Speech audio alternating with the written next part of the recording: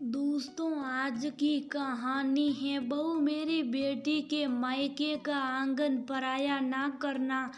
दोस्तों, कहानी शुरू करने से पहले अगर हमारे चैनल को सब्सक्राइब नहीं किया हो तो कर लीजिए ताकि आपके पास पहुंचे हर नया वीडियो। स्वाति दोपहर का सारा काम निपटा कर अपने बेडरूम में अपनी मनपसंद मैगजीन पढ़ रही थी। दोनों बच्चे अपने कमरे में पढ़ाई कर रहे थे। थोड़ी देर में डोरबेल बजी। स्वाति सोचने लगी, इस दोपहरी में कौन आया। अपने आप को व्यवस्थित कर दरवाजा खोला। सामने पति अजय खड़े थे। स्वाति ने मुस्कुराते हुए कहा, अरे आप ऑफिस से जल्दी आ गए, क्या बात है, हम सबको घूमने बाहर ले जा रहे हो क्या। अजय कुछ ना बोला, सीधे बेडरूम में चला गया। स्वाति को लगा अजय कुछ परेशान नजर आ रहे हैं। स्वाति के परेशानी की वजह पूछते अजय ने बताया, अभी थोड़ी देर पहले माँ का फोन आया था। छोटे भाई अमर को हार्ट अटैक आया है और वो हॉस्पिटल में भर्ती हैं। हमें आज ही निकलना है। मैंने ऑनलाइन टिकट निकाली है, तुम जाने की तैयारी शीघ्र कर लो। स्वाति ने अजय के लिए चाय बना दी जिससे उसे थोड़ा आराम मिल जाए। घर पहुंचती अजय ने देखा सभी काफी दुखी और परेशान थे। माँ ने रोते हुए कहा, अजय बेटा, ना जाने अमर को एकाएक अटक कैसे आ गया। अब तुम आ गए हो तो मुझे थोड़ी रातें तुम्हारे पिताजी होते तो मैं अकेले नहीं पड़ती। तुम्हारी बहनें भी आ चुकी हैं। अजय माँ को दिलासा देते हुए कहा, माँ अमर ठीक हो जाएगा, मैं हॉस्पिटल जा रहा हूँ। लेकिन काफी कोशिशों के बाद भी डॉक्टर अमर को नहीं बचा सके। सारा घर मातम में डूब गया। अमर की पत्नी सुमन को जैसे कोई सुधी नहीं रही, वह बार बार बेहोश हो रही थी। सुमन के 8 महीने के बेटे का भी रो रो कर बुरा हाल था। सुमन को संभालना भी बहुत मुश्किल हो रहा था। बड़ी बहू होने के नाते स्वाति पूरे परिवार को संभालने हुए थी। माँ को भी संभालना बहुत मुश्किल हो रहा था। तब स्वाति ने सास से कहा, आप अपने आप को संभालिए, तभी पूरा परिवार संभलेगा, नहीं तो सब बिखर जाएंगे। कुछ समय बाद अमर का दाह संस्कार हो गया। सुमन के माता पिता भी आए हुए थे। वह सुमन को अपने साथ ले जाना चाहते थे। स्वाति भी चाह रही थी कुछ दिन सुमन मायके में रहेगी तो थोड़ा उसका दुख कम होगा। कुछ दिनों बाद सुमन अपने माता पिता के साथ मायके चली गई। कुछ दिन रुककर स्वाति और अजय वापस अपने शहर आ गए। माँ को साथ आने को कहा, लेकिन माँ अपना शहर छोड़ना नहीं चाहती थी, इसलिए वे नहीं रहे। अमर को गुजरे 5 महीने हो गए। कुछ दिनों बाद अजय की माँ का फोन आया, बेटा तुम्हें तो मालूम है 2 साल पहले तुम्हारे पिताजी का निधन हो गया था और अमर भी नहीं रहा। नौकरी वाली बहू सुमन भी मायके में ही रहने लगी है। अब पैसे की बहुत तंगी आ गई है। तुम्हारे पिताजी की पेंशन से गुजारा नहीं हो रहा, तुम पैसे भेज देना।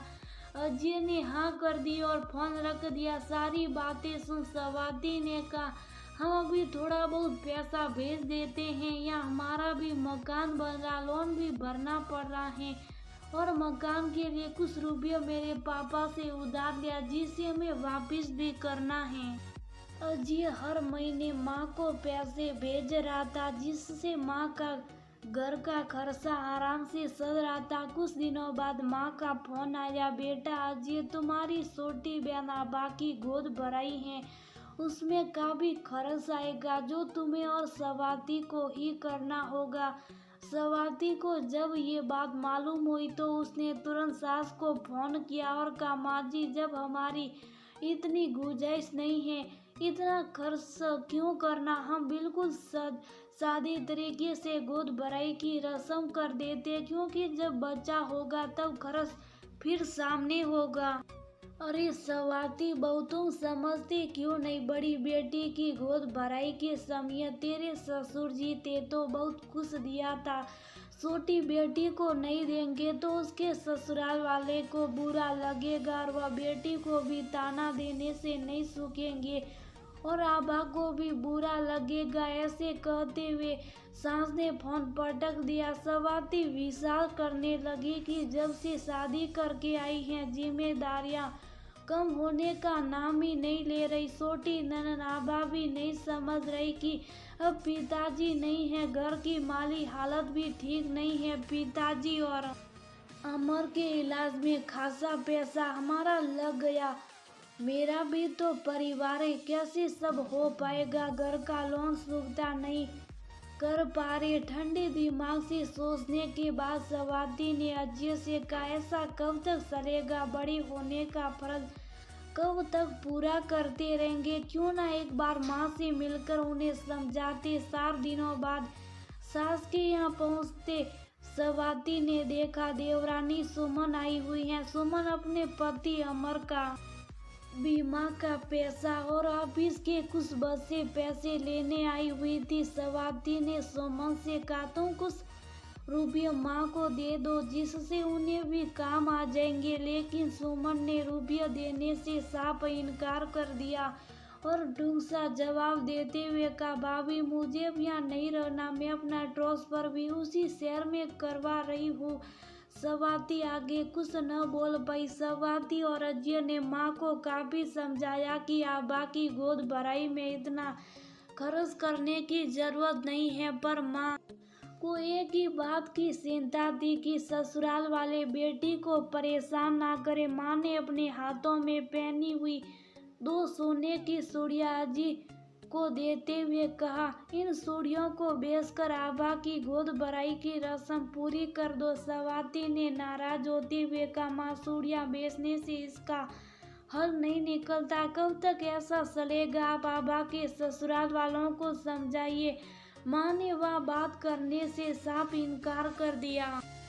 तब अजय ने स्वाति से कहा, तुम आबा से बात करो। स्वाति ने फोन लगाते हुए कहा, आबा कैसी हो और मेरी बात ध्यान से समझो।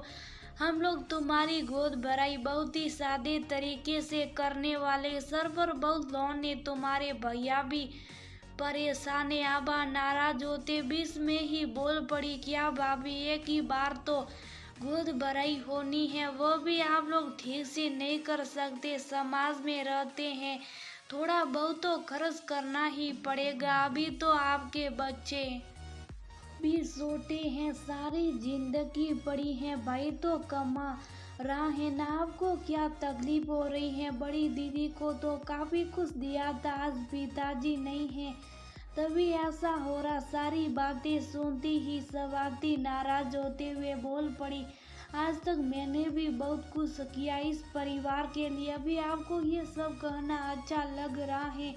जब आपके साथ ये सब होगा तब आपको अनुभव होगा। आपकी भी ननद है, आपके लिए ये सब कहना बहुत आसान है। मैं किस तरह पैसे की बचत करती हूँ मुझे ही मालूम है। ये सब सुनती आबा ने रोते हुए फोन पटक दिया। गोद भराई के एक दिन पहले अजय अपनी माँ सब परिवार आबा के ससुराल पहुंच गया। ससुराल वालों ने सम्मान के साथ उनका स्वागत किया। स्वाति आबा का चेहरा देखकर समझ गई थी कि वह अभी भी वो नाराज है। गोद भराई की रस्म धूमधाम से हो गई। स्वाति ने अपनी हैसियत के मुताबिक गोद भराई में सामान दिया।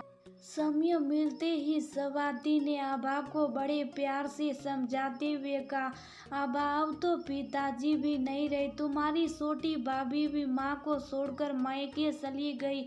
तुम तो पढ़ी लिखी हो, यदि ऐसे ही दिखावे में लेना देना होता रहेगा तो ही क्या तुम खुश रह पाओगी। हर रस्म को बड़े सम्मान और दिल से निभाना चाहिए, ना कि मायके वाला कितना दे रहे हैं ये देखना चाहिए। अब तो तुम्हारा नन्हा बच्चा होने वाला है, मैं चाहती हूँ तुम हमेशा खुश रहो। भाभी के गले लगते हुए आबा ने कहा, भाभी मुझे माफ कर दो, मैं दिखावे के फेर में पड़ गई थी। बड़ी दीदी ने भी मुझे समझाया कि मुझे मेरे मायके की परिस्थिति को समझना चाहिए। वह तो मुझे वह सब देने की बात कर रही थी जो उन्हें उनकी गोद भराई में मिला था, लेकिन मैं समझ गई कि ये लेना देना दिखावा रिश्ते कमजोर कर देता है। मैंने ही भाई भाभी की भावनाओं को नहीं देखा। मुझे भी समझ में आ गया कि दोनों परिवारों के सबक लेने देने से नहीं होते, बल्कि हर सुख दुख के भागीदार होने से बनते। आज आप दोनों मेरे साथ हो, यही मेरे लिए काफी है। भाभी मायके का आंगन बेटी के आने का इंतजार करता अच्छा लगता। मैं चाहती हूँ कि हमारे बीच प्यार का रिश्ता हो। माँ भी अपनी बेटी की बात सुन भावुक हो उठी और बहू को गले लगाते हुए बोली, बहू जो बात मैं न समझ सकी वह बेटी ने समझा दी। गोद भराई की रस्म अच्छे से संपन्न हुई। सभी खुश थे। समाज के खुश लोग अवश्य अपनी छोटी सोच के कारण मायके से आए उपहार में मिन मैट निकाल रहे थे, लेकिन बेटी ने मायके को समझा और अपने ससुराल वालों को भी समझा लेगी, उसी पूरी उम्मीद